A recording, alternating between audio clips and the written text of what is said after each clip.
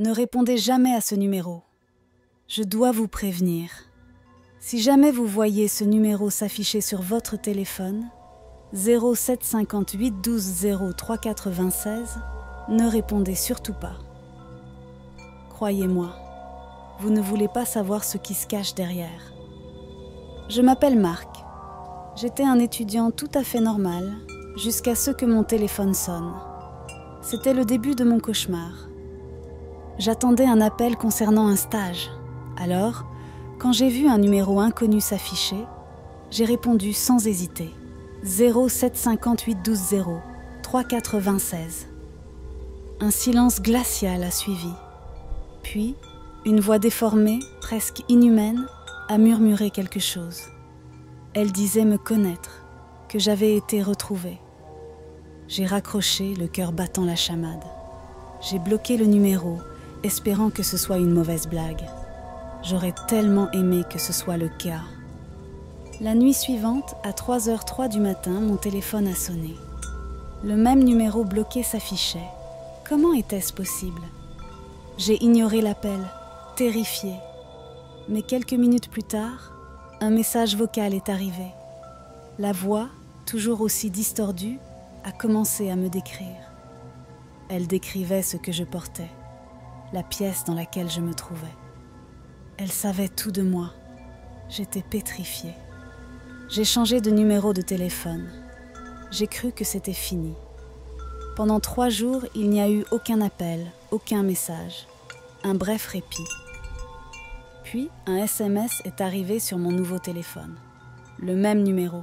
Le message était court, glaçant. Je te retrouverai toujours. Des objets ont commencé à bouger dans mon appartement. Des bruits étranges la nuit. J'avais l'impression constante d'être observée. Une odeur nauséabonde, un mélange de fumée et de pourriture a envahi mon appartement.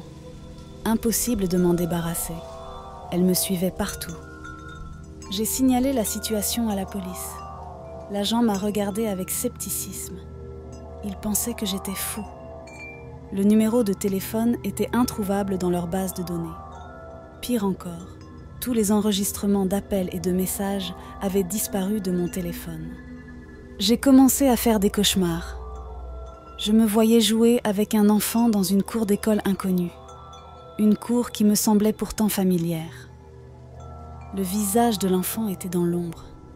Sa voix était la même que celle au téléphone. Il m'accusait d'avoir brisé une promesse de ne jamais l'oublier. Je me suis réveillée en sursaut. Une silhouette sombre, à peine humaine, se tenait dans ma chambre. L'odeur de fumée et de décomposition était insoutenable. Mon téléphone a sonné, le même numéro. 0750 812 0 3426. La silhouette m'a ordonné de répondre. Je me suis réveillée à l'hôpital. Les voisins avaient appelé les secours après avoir entendu mes cris. Les médecins ont diagnostiqué un stress post-traumatique et des hallucinations. Mais je sais que ce n'était pas des hallucinations.